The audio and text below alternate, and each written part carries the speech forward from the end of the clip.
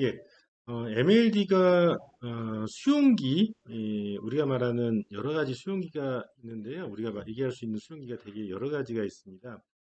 그 중에서도 이제 통증과 관련된 수용기 또는 기계적인 자극과 관련된 수용기에 대해서 말씀드리겠습니다. 그래서 여기 수용기에 대한 이야기는 결국은 MLD 또는 기계적인 기계적인 자극을 우리 몸에 가했을 때 어떠한 현상이 일어나는지를 MLD 효과 측면에서 이야기하도록 하겠습니다. 일반적으로 여기 그림 보시면 여기 보면 뒤에 벌레가 있죠. 여기 벌레가 종아리 위쪽에 이렇게 있는데 벌레가 물렸다 내지는 뭐 모기에 물렸다라고 생각을 하시면 되겠습니다. 그러면 보통 이렇게 벌레가 물렸을 때 따가워, 따갑다라고 이렇게 얘기를 하지 않습니까? 이렇게 통증을 느끼는 수용기가 보통 일반적으로 얘기하는 것은 두 가지 형태의 수용기가 그것을 받아들이는데요. A, 델타와 C5, A, 델타와 C5 이 두 가지 형태의 그 수용기가 이런 통증을 받아들입니다. 이 통증의 특징에 따라서 A, 델타가 받아들일 때가 있고요. C5를 통해서 전달되어지는 경우가 있다라고 합니다. A, 델타는 보통은 이렇게 벌레 물렸을 때 따가워 해서 따가운 것 같은 약간 날카로운 통증.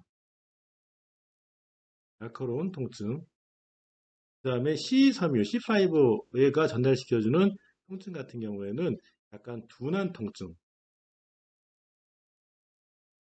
같은 것들이 C5에 전달이 되어지는데 어쨌든 A 델타와 C5 같은 경우에는 통증을 전달시켜주는 신경 이렇게 트랙이다라고 생각하시면 신경 섬유이다라고 생각하시면 되겠습니다.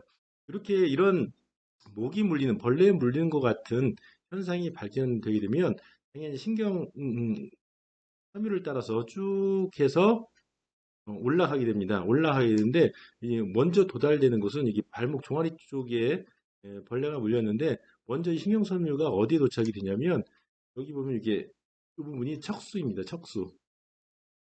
척수의 뒤쪽 부분이거든요. 이 뒤쪽. 요건 앞쪽 부분이고 이것은 뒤쪽 부분, 이것은 앞쪽 부분인데 척수의 후근 쪽으로 이렇게 튀어나온 후근 쪽으로 도잘 루트 쪽으로 해서 도잘 혼 쪽으로 해서 아까 발목 쪽에서 이제 종아리 쪽에서 벌레가 물려진 자극이 이쪽으로 이렇게 도달이 된다는 거죠. A 델타나 C5 이렇게 통증을 전달하는 신경섬유를 통해서 전달이 된다는 거죠. 이렇게 되면 여기가 결국은 뭐냐면 척수에 해당되는 곳입니다. 척수의 후근 쪽에 해당되는 곳인데 도달하게 되면 보편적으로는 이 도달된 신호가 반대편으로 이렇게 교차를 해서 이렇게 위쪽으로 올라가는데 위쪽이라는 것은 당연히 이제 척수를 통해서 우리가 보통 브레인이라고 하는 뇌의 감각 음, 영역에 뇌의 감각 영역, 느끼게 하는 감각 영역에 도달이 되면 우리가 아프다라고 이렇게 느낀다는 겁니다. 그래서 그런 것들이 일반적으로 통증이 발생되어질 때 이렇게 통증이 전달되어지는 경로라고 할 수가 있는데 우리가 이제 이렇게 아플 때 보통 하는 동작이 문지르는 동작이거든요. 이런 문지르는 동작은 기계적인 자극이라고 표현할 수가 있는데요. 자극이라고 할 수 있는데요. 이런 기계적인 자극을 전달시켜주는 섬유가 따로 있습니다. 그것을 A, 베타 섬유라고 이렇게 얘기를 하는데요.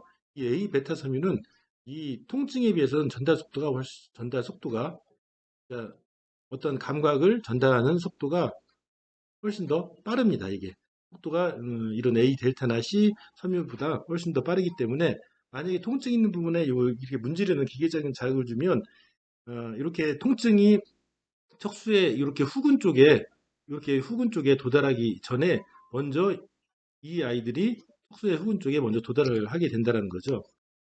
척수의 후근 쪽에 보면은 이렇게 여러 개의 층으로 만들어져 있는데 이 여러 개의 층은 각각 다른 기능을 하는데요. 그 중에서도 특정 층에는 이 신호를 어떤 통증에 대한 신호 또는 감각에 대한 신호, 특히 통증에 대한 신호를 뇌 쪽으로 보낼지 안 보낼지를 결정하는 일종의 관문과 같은 역할을 하는 SG라고 하는 서브스테이샤 젤라티노스라고 하는 교양질이라고 보통 우리말로 얘기하거든요. 교양질 층이 이렇게 있어서 여기에서 이 기능, 교양질의 기능이 항진이 되기면은 이 문 자체가 클로즈, 닫히게 되는 거고요. 그 다음에 교양질의 기능이 뭐 정상적일 때, 일반적일 때는 이 문이 이렇게 오픈이 된다라는 거죠. 그래서 일반적인 상황에서는 요 문이 예를 들어서 여기 있을까요? 통증이 있다. 그러면 척수의 후근 쪽에 그 관문이 이렇게 열려진 상태가 돼서 결국은 이게 어디까지 뇌까지 전달이 되면서 이게 통증으로 아야 느끼는 거죠. 아프다라는 거죠.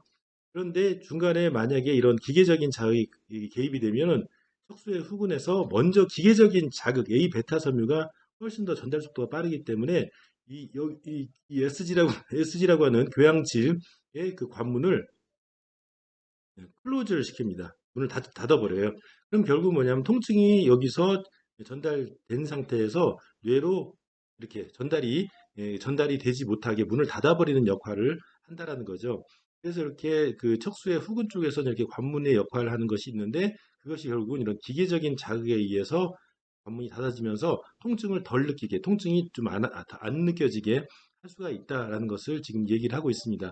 그래서 우리가 보편적으로는 이렇게 문지르는 자극은 다 이렇게 기계적인 자극이라고 할 수 있는데 특히 우리가 적용하는 매뉴얼 림프 드레이지 같은 경우에는 피부에 감각식 신경이 되게 많이 있는 피부에 지속적인 규칙적인 자극을 지속적으로 가하면서 기계적인 자극을 계속 꾸준하게 반복적으로 준다라는 거죠. 그래서 통증이 있게 되면은 이런 관문 조절에 의해서 통증을 중간에 차단시키는 역할이 탁월하다라고 얘기할 수 있는데요.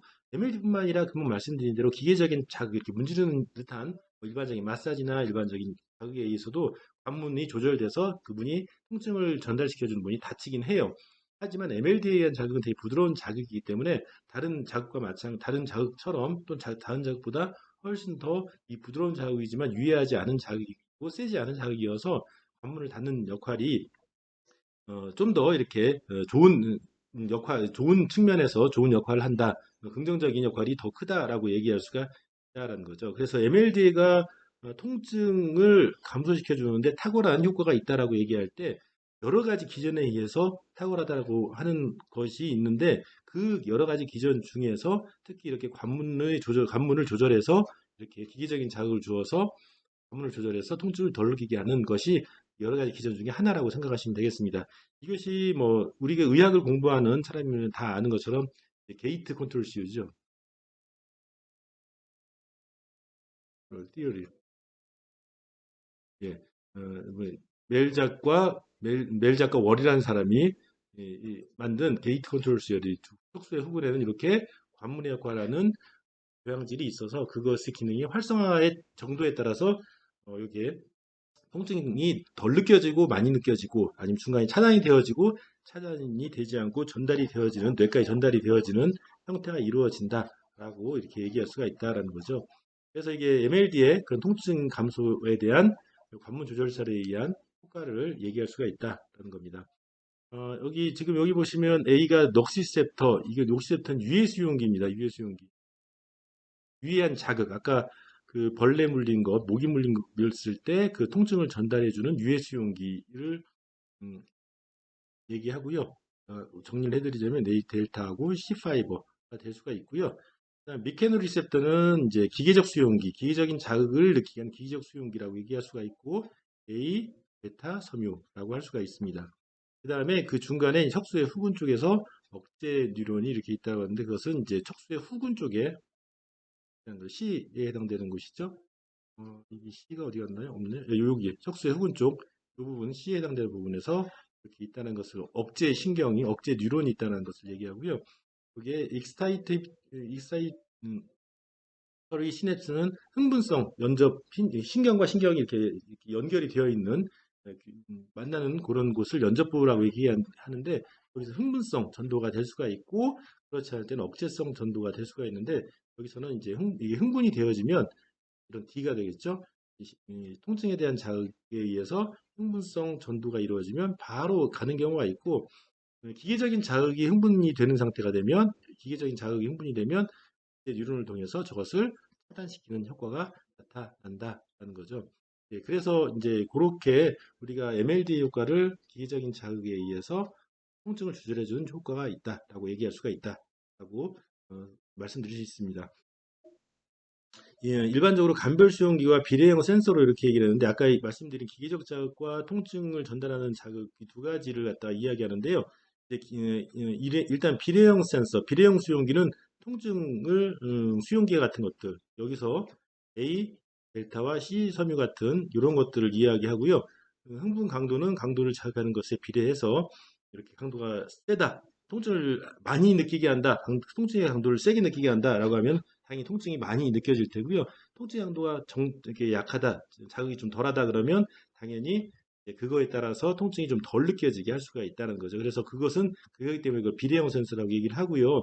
그 다음에 이제 간별 수용기는 이제 기계적 수용기라고 할 수 있습니다. 아까 얘기했던 설명드렸던 거에서 섬유 중에서는 A, 베타 섬유가 될 수 있고요. 자극이 변화할 때만 흥분하는 간별 수용기입니다. 그렇기 때문에 저희 간별 수용기이기 때문에 이제 통증은 계속 만약에 여기서 뭐 여기서 살 베었다.